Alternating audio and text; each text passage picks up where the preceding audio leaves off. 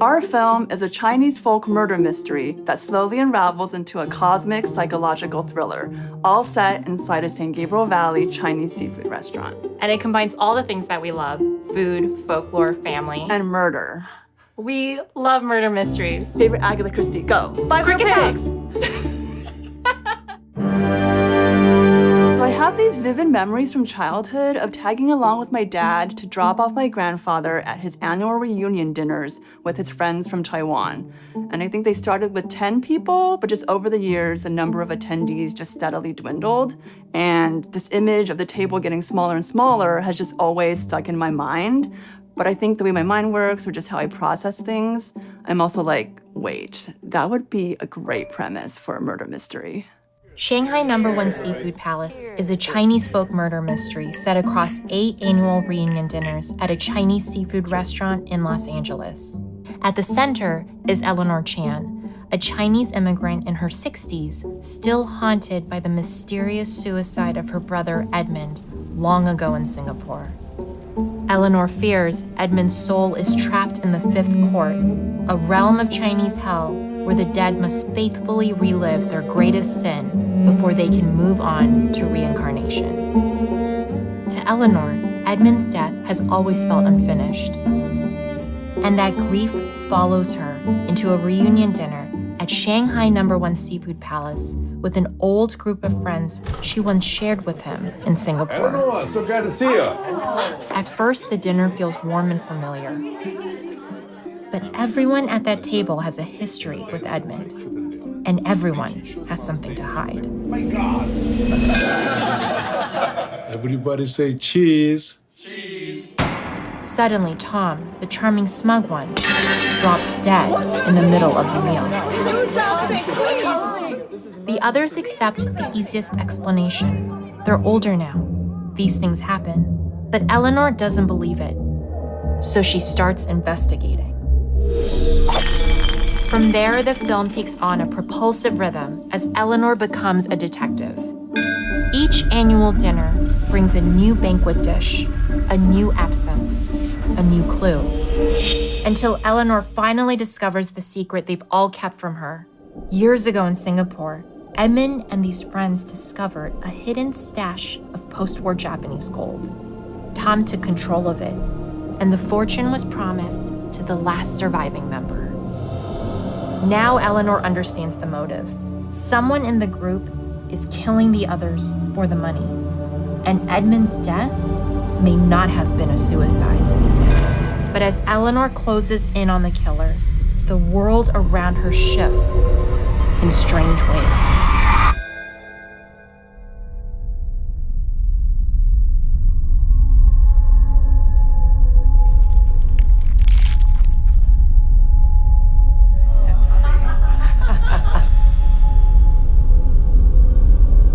First, Eleanor thinks she's been poisoned. Then, the surreal nightmare takes over. By the end, only Eleanor and Ginny remain.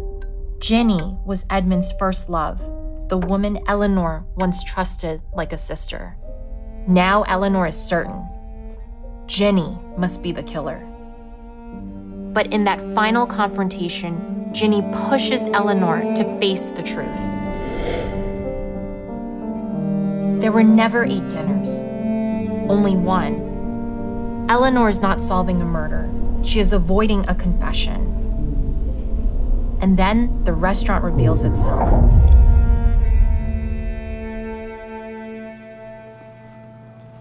What should we do now? Go again? Go again.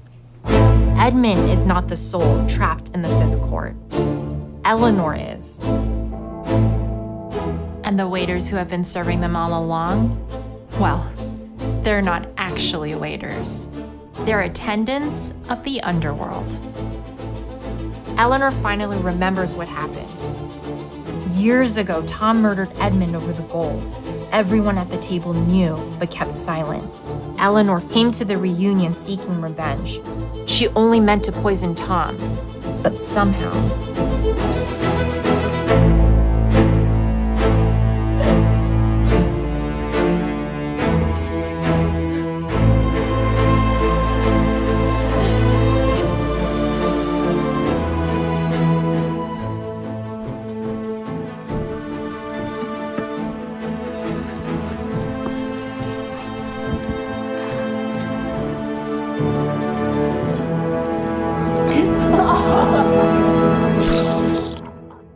Now Eleanor has one last chance to admit the truth.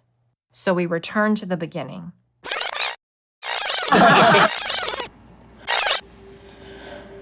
And in the finale, Eleanor stops running. She confronts herself for the vengeance that destroyed them all. Especially from me. Whether Eleanor is reincarnated or condemned remains a mystery. But she finally breaks her cycle of denial and accepts the truth on her own terms. So much of immigrant life happens at the dinner table. Food is never just food. It's storytelling. Dishes are steeped in meaning and symbolism. Chinese folklore offers a tangible structure for grief. The courts of hell feature some pretty gruesome methods of punishment, but also a clear avenue for redemption. The camera movement, framing, and color palette are all deeply perspectived. As Eleanor unravels, we get to unravel with her. The tone of the film goes from atmospheric and suspenseful to surreal with an absurdist edge as Eleanor is pushed to her breaking point. During the pandemic, our sourdough starter was murder mysteries. They give us the pleasure of a mystery that can actually be solved. But as much as we love the genre, it also has baggage. It's time for a different kind of whodunit. Hello, my name is XIN Li, and I'm the producer of Shanghai #1 Seafood Palace. XIN brings her wealth of experience producing indie features and documentaries like true crime docs for Hulu. And she's probably the biggest murder mystery nerd of all of us. When I read the script, what was exciting to me was that Eleanor and her friends are in their 60s and 70s. They have to reckon with the choices they've made in life. They also get to be funny, complex, and morally flawed in a way we never see older Asian Americans portrayed on screen. I'm excited to work with Jin to bring the story to life. Jin has such a strong and singular voice, and she's always made it fun for the audiences while keeping it all grounded in character. Jin's directorial work ranges from a $50,000 indie feature to multi-million-dollar budget TV shows. We've also assembled a creative team with award-winning and visually striking work to help Jin realize her vision. To make our film with a $1.2 million budget, we will build our main banquet room on the stage and augment it with existing locations in the San Gabriel Valley and greater Southern California. For the surreal moments in the film, we will adopt a practical-first approach and rely on visual effects only when it gives us the most impact.